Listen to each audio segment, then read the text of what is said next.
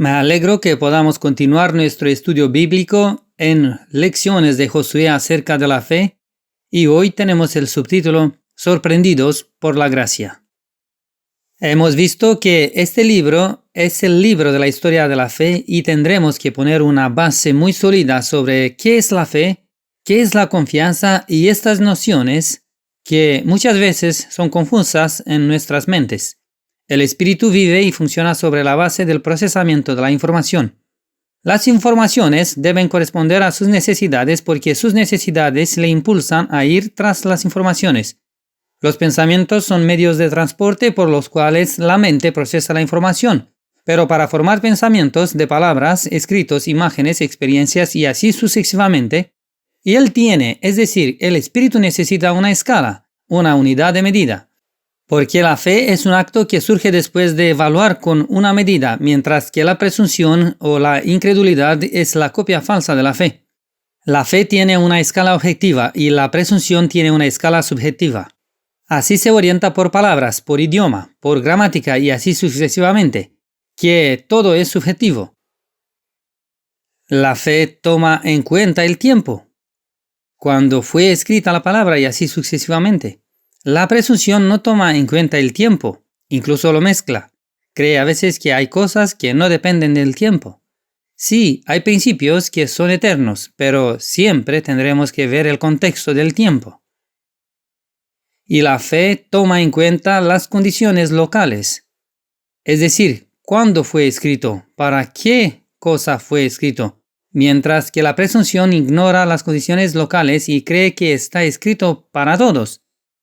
Cuando Dios escribió por medio de la hermana White hace 100 y pico de años que sería bueno vivir en el campo y tener lo nuestro para ser independientes de las demás cosas, Dios sabía por qué, pero eso debíamos haberlo hecho hace mucho. Ahora viene una crisis y la gente toda huye a algún lugar. ¿Por qué? Pero ellos han olvidado que esas cosas fueron escritas para un tiempo y que hoy tendremos que mirar las cosas de otro modo. Pero ya no las miramos de otro modo, sino que solo las tomamos al pie de la letra y entonces se verá el resultado de nuestra presunción o de nuestra incredulidad, que aparece como si fuera fe. Así que profundizaremos el tema. Pero hoy solo quiero dejar claro que el nuevo nacimiento es un inicio de carrera hasta la perfección y en el transcurso de la carrera crece la fe. Porque somos hechos partícipes de Cristo si retenemos firme hasta el fin el principio de nuestra confianza. Eso es lo que queremos hacer. Somos partícipes de Cristo, pero Cristo debe llegar a ser todo. Yo y Él debemos ser uno. La fe es un camino para andar y debe estar activa en el tiempo cuando no vemos nada, porque el que pierde su fe no entrará en Canaán, aunque en su interior al principio haya salido de Egipto, pero en el camino no creyó. La incredulidad es un veneno mortal. Temamos pues que quedando aún la promesa de entrar en su reposo, alguno de vosotros parezca no haberlo alcanzado. Y esto es algo muy claro. Podríamos perder la oportunidad en el sentido de que viene el esposo y ellos llegan demasiado tarde al banquete. Porque también a nosotros se nos ha predicado el evangelio como a ellos, pero no les aprovechó la palabra predicada a los que la oyeron al no mezclarla con fe. Y eso es lo que queremos evitar a toda costa. Por eso dice: mirad, hermanos, que en ninguno de vosotros haya corazón malo de incredulidad para apartarse del Dios vivo. Antes, exhortaos los unos a los otros cada día, entre tanto que se dice hoy, para que ninguno de vosotros se endurezca por el engaño del pecado. Así que el pecado es un engaño, es decir, es la consecuencia del engaño. Y pensad qué sucede con aquellas personas que se han engañado. Vienen a Cristo y presentan sus obras. Y Jesús les dice: no os conocí, apartaos de mí, obradores de maldad. Las 5 vírgenes insensatas vienen a Cristo. Él dice, no os conocí. ¿De dónde venís? Yo ya estoy en el banquete. Así que las cosas son serias, que lo sepáis. Por eso no queremos dejar de edificar una base clara, absoluta de lo que sabemos. Queremos empezar con Adán y con su espíritu. Dios le dio en el subconsciente un corazón y una conciencia. Y ahora queremos saber cómo lo hizo funcionar. Le dio necesidades. Estas necesidades están establecidas por Dios y deben cumplirse. Y hemos tomado solo 3 que son básicas. Necesito amor, necesito sentido en la vida y necesito la vida misma. Porque sin vida no puede hacer nada. Por eso, estas necesidades del Espíritu son informaciones. Son las palabras de Dios y su tarea. A Adán le dio una tarea. Le dijo, yo te he creado para que seas quien abastezca a todo el planeta de amor. Tú eres aquel por medio del cual debe transmitirse el poder del amor a través de los animales y así sucesivamente. Por eso le dio una puerta, y esa puerta del Espíritu es su identidad. Él conoce su origen. El origen es de Dios, por eso confía, inconsciente e involuntariamente, en el momento de su existencia en Dios, porque Dios no podía crear a Adán sin que él confiara desde el principio en él, porque es el primer acto del Espíritu que lo hace aferrarse a alguien, estar en una relación. Y esto se hace mediante la confianza. Y la palabra de Dios se recibe por la fe. Si estoy en la verdad, tengo la motivación del amor y mis pensamientos, sí, en el subconsciente los pongo en ganancia y pérdida, que solo así se puede conducir el cuerpo, mediante un impulso eléctrico y así el que está en la verdad emite un impulso correcto. El cuerpo responde con emociones buenas y la salud se mantiene. Hecho esto para que tengamos una vista de conjunto del corazón. Ahora en la razón somos conscientes y en conciencia. Ahí tenemos y debemos procesar las palabras de manera consciente. Y ahí Dios le dijo, pon nombre a los animales porque te he hecho ser quien cuide de ellos y los alimente. Así que ahí hay algo evidente. Los animales existen. Dios los creó antes que al hombre.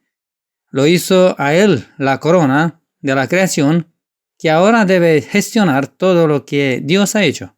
Y ahora él entiende de verdad lo que Dios le ha dado.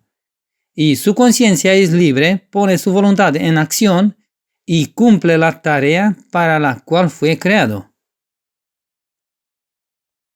Y así vivía en paz, en tranquilidad, y podía realizar con gusto la labor para la cual fue creado. Hasta el día en que se engañó. No podemos entrar en los detalles de su engaño, pero vemos, sobre la base de nuestra herencia, que todos heredamos una puerta engañada, es decir, nos creemos dioses. Eso lleva a que el primer acto de nuestro espíritu sea la confianza en las personas y en Satanás. Las palabras de las personas, las palabras de Eva, en el caso de Adán, las cree y al recibirlas por la fe, se vuelve egoísta. Sus pensamientos aún los pone en ganancia y pérdida. Sigue teniendo solo 2 decisiones, sí y no, pero ahora ve ganancia en comer del árbol cuando Dios dijo, eso es pérdida. Así que las cosas se invirtieron. El impulso eléctrico que da a su cuerpo y la emoción que tiene como tal no son buenos. Y pierde también la vestidura de gloria con la que estaba vestido. Estas son las cosas que suceden en su corazón, en su subconsciente. Ahora, en lo consciente, él se esconde de Dios y cuando Dios dice, ¿dónde estás, Adán? ¿Qué has hecho? Él en la razón percibe lo que Dios ha dicho y desea ser aceptado por Dios, pero ya no podía venir sin vestidura ante Dios. Y cuando Dios lo llama, Adán dice lo que puso ahí en su conciencia. Dice, Eva me dio para comer. Es un hecho, está claro, Eva le dio de comer. Y ahora él confía en ese acto que si Eva le dio, pero ¿de quién le dio Eva? Él confía en las personas y en Satanás. Aquí está lo que debemos entender. Ya no confía en Dios como antes, sino que confía en las personas. Y es verdad, en lo consciente podemos ejercer confianza en un metro, en una unidad de medida, en un plan para las cosas que tenemos que hacer. Sin embargo, porque aquí empezamos la función, siempre lo hacemos con respeto a alguien. Entonces, sin estar vinculados a una fuente, a una persona para la cual hacemos la obra o en quien confiamos para hacer la obra, no se puede. Y porque esto es subconsciente, no nos damos cuenta de ello. Por eso quiero que entendamos que en lo consciente estamos determinados por el subconsciente. Pero Dios nos ha dado en lo consciente una elección de la gracia para que si vemos que el corazón nos engaña, cambiemos esa cosa. Adán se ve víctima de Eva. ¿Era su víctima? Ahora, debido a esta puerta cambiada, ya no puede asumir responsabilidad. Ya no ve y ahora su voluntad ya no es libre, está cautiva. Él es cautivo. Ya no puede hacer lo que quiere. Entonces, esto es lo que hizo Adán. Y ahora queremos mirar cuál, de hecho, es el problema del hombre en su mente, en su espíritu. Dios lo hizo para que fuera un canal, para que fuera criatura, porque así es, y él debe alimentarse de Dios y hacer algo por su entorno. Así nos creó, así debemos funcionar. Y ahora el cambio de la puerta es que ahora nos creemos origen. Por eso le damos a Dios, y en la Biblia el primer hombre que da a Dios es Caín. Trae lo mejor que tiene se lo da a Dios. Y da también a las personas, pero quiere recibir. Doy para recibir de Dios y de las personas. ¿Por qué no lo acepta Dios cuando trae todos esos dones tan caros y tan buenos? Todo lo mejor de su huerto, tomó el primer fruto, se lo trajo a Dios. Y Dios dijo, tú no puedes darme nada a mi Caín. Tú solo puedes entrar en lo que yo he hecho. Y Abel entró, tomó mi sacrificio y lo aplicó en su vida. Y tú vienes a darme algo para que yo te acepte. Es decir, que te acepte en base a tus obras. Pero tú debes conocer la ley. Donde tomas no puedes dar, y donde das no puedes tomar.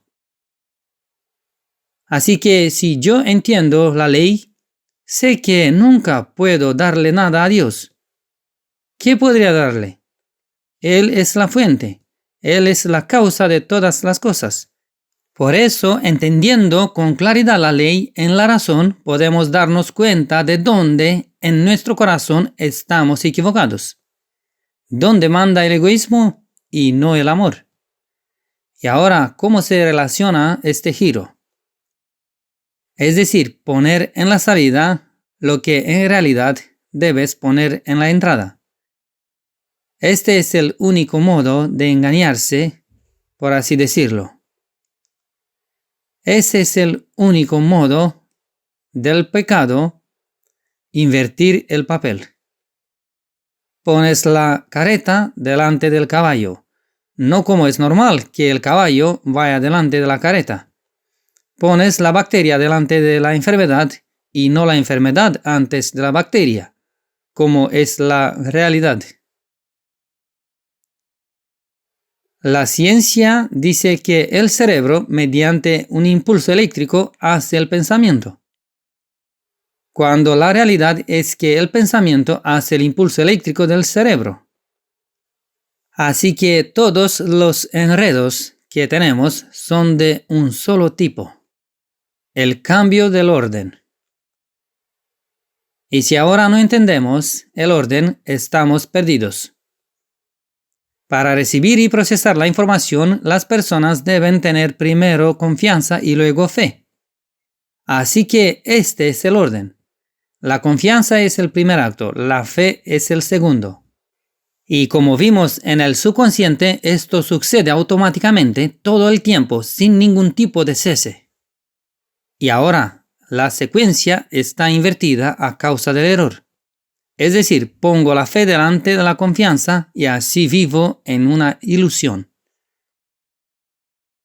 Y no solo pongo la fe delante de la confianza, pongo lo que debo creer, el contenido de la fe lo pongo en la confianza y el contenido de la confianza lo pongo en la fe. El caos es indescriptible. Así que veámoslas. La confianza tiene un contenido y su contenido son informaciones que no necesitas creer. Así que en aquellos en lo que confías no tienes cómo creer. Si entendemos esta diferencia, nos agradará profundizarlas. Estos son hechos que se explican por sí mismos y que no requieren fe. Porque así es, tienes 2 ojos, 2 manos, 2 pies. Todos estos son hechos que se explican por sí mismos y que no requieren fe. Son existentes, reales, visibles. Así que están ahí, los ves, existen y pertenecen al pasado, es decir, ya se han hecho. Son hechos concretos que han sucedido. En ellos no necesitas creer porque ya están ahí. La fe debe tener un contenido en el que no puedes confiar porque debes creer. Porque la confianza va hacia afuera, la fe trae la información hacia adentro, por eso debemos saber que no son lo mismo. Pero veremos que debido al error las confundimos y creemos que una y otra son iguales, cuando en realidad son otra cosa. Porque todavía no es un hecho cumplido, por eso debes creer en algo que aún no existe como hecho cumplido. Esa es la fe. Va hacia adelante, no puede ir hacia atrás. La fe es aún futuro. Lo que yo creo está en el futuro.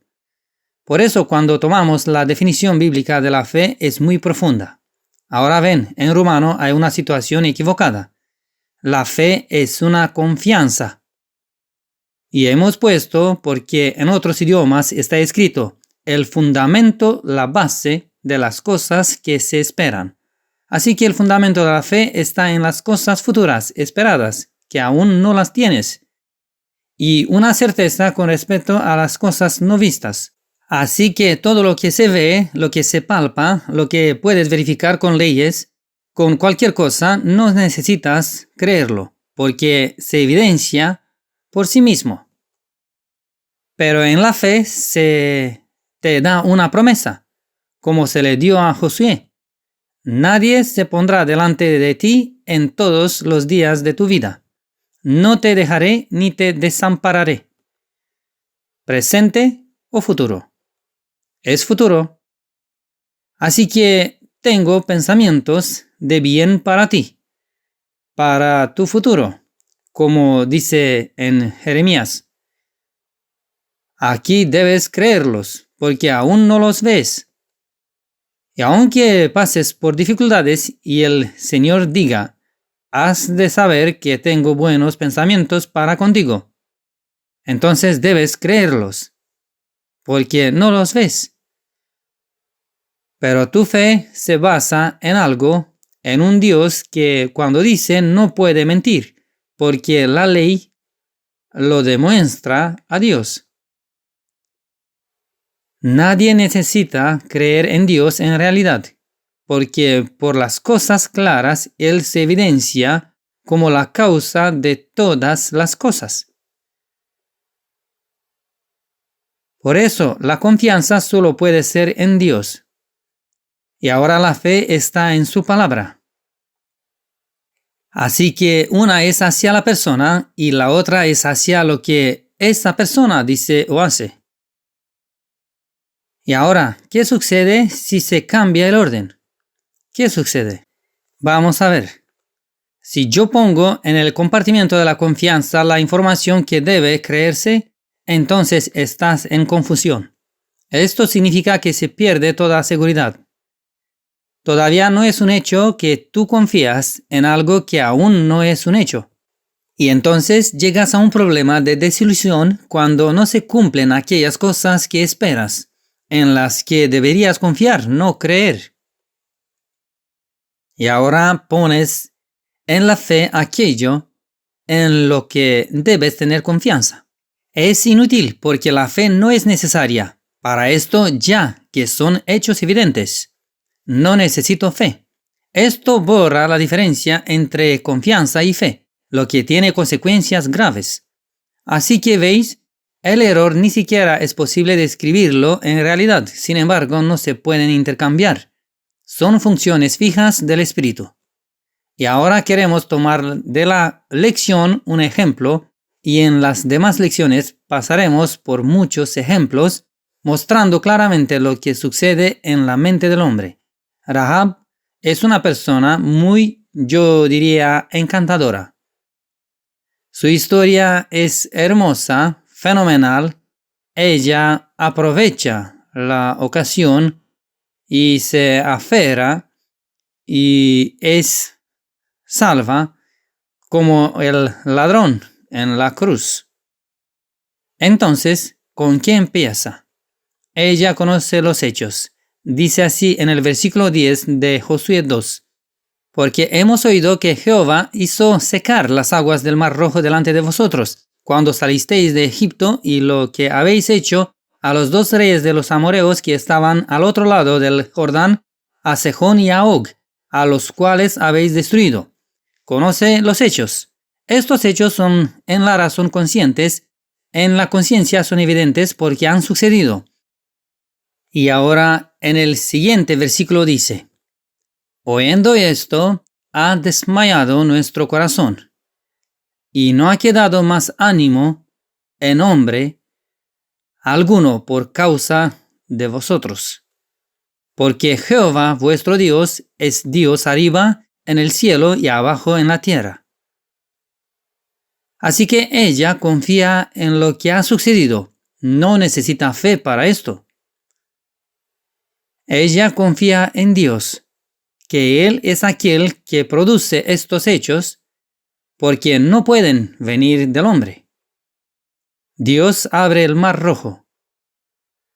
No son hechos humanos. Por eso, ella confía en Dios como persona, sobre la base de los hechos que Dios ha hecho. Y ahora entiende que está condenada a muerte. Esa es la información. Venimos a conquistar la tierra. Y ahora en su razón cree que Dios ha hecho esto, que Él viene y ella, sin embargo, quiere vivir. Y ahora debe emprender algo para vivir. Y ella emprende exactamente lo que la salva a ella y a su casa. Dice así más adelante, versículo 12, os ruego pues ahora que me juréis por Jehová, que como he hecho misericordia con vosotros, así la haréis vosotros con la casa de mi padre, de lo cual me daréis una señal segura. Y que salvaréis la vida a mi padre y a mi madre y a mis hermanos y hermanas y a todos los que es suyo, y que libraréis nuestras vidas de la muerte. La mujer es fenomenal. Ella no los trajo a su casa, no salió fuera a invitarlos. Ellos vinieron a ella, porque ahí era más fácil entrar para no ser creídos espía y explorador. Pero también, en aquel entonces ya existía el Interpol, y se oyó que habían venido espías. Y la gente dijo, sí, pues lo vimos que entraron en su casa, y ahora ella los esconde. Y les dice a los que vienen que no están ahí, sino que estuvieron, pero que se han ido y que vayan rápido tras ellos. Miente, ¿no? Pero veremos, quizás si tenemos tiempo hablaremos también de esto. Ella emprende algo para su salvación. Sí, lo hace todo. ¿Cómo decir? a su manera humana. Pero lo que hace demuestra confianza en Dios y fe en que este pueblo es aquel pueblo de Dios que vendrá y les tomará el lugar. Así que, a pesar de que ella usa en su empresa una mentira, pero hablaremos si tenemos tiempo también de esto, porque por desgracia nuestras lecciones todas nos hacen correr por la materia, en lugar de quedarnos y detenernos en un solo capítulo por trimestre. Pero probablemente no lo viviremos, pero yo deseo ir lo más despacio posible, porque queremos entender las cosas. No importa si pasamos por tantas y al final no sabemos nada, estamos en pérdida nebulosa. Así que esta mujer que tiene la oportunidad de la salvación, Dios los envía a ella. Ella es una prostituta, es una profesional. ¿Era ella todavía para salvarse y los demás no? Así parece. Dios la salva y los hombres respondieron. Y ellos le respondieron: nuestra alma por vosotros hasta la muerte, si no denunciaréis este nuestro asunto. Y cuando Jehová nos hubiere dado la tierra, nosotros haremos contigo misericordia y verdad. Y ahora sabemos la historia y así sucesivamente. Así que Rahab, o Rahab, no sé cómo en rumano se dice mejor, es esa mujer que aparece también en la genealogía del Señor Cristo. Ella es una de nosotros, ella es la que aprovechó la situación. Bien que su corazón estaba preparado y cuando llegó la situación, ella en su voluntad emprendió algo. Su hecho, su mentira y todo lo que dijo a los otros para que hubiera y lo que les dijo a los espías: id y quedaos 3 días ahí, que yo sé hasta que vuelvan. Todo esto es un efecto de su confianza en Dios y de la fe de que por este pueblo les vendrá el final. Y por eso ella es salva. No sobre la base de lo que emprendió necesariamente a cómo lo hizo, pero su confianza en Dios y la fe en este futuro que vendrá ese tiempo y este pueblo nos tomará la tierra, la salvó y la llevó a emprender. Claro, la voluntad debe hacer algo. Nuestra salvación es solo en la razón. Aquí en lo consciente debemos luchar contra lo que es nuestro corazón. Y sabemos su final. Sabemos que Dios salvó toda su casa y habitaron en su tierra. Al principio fuera del campamento, pero después se quedó en la tierra hasta, como dice la Biblia, el momento actual. Así que queremos aprender a saber qué sucede en nuestro pensamiento. Queremos saber cómo podemos ser muy claros en esto confiamos y esto creemos. No queremos estar confundidos. No queremos llegar al final del camino y golpear las puertas del cielo y que nos diga la voz de ahí: no te conozco. Y para esto tendremos hoy y ahora que aclararnos. Mientras la Biblia dice hoy, debemos fortalecer aquello que nos hace confiar y aquello que debemos creer.